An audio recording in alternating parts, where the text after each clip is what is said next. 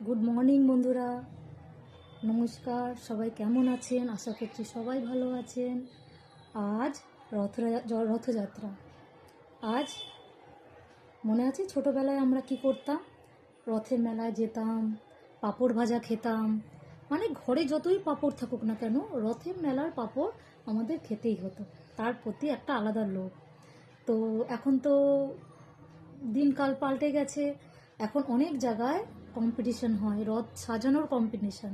তো যাদের যাদের পাড়াতে এইসব অ্যাভেলেবেল আছে, তো আমি তো তা বলবো সব বাচ্চাদের তা সেখানে যোগদান করান। কারণ আজকালকার বাচ্চারা রথ কি সেটা ভুলেই যেতে চলেছে।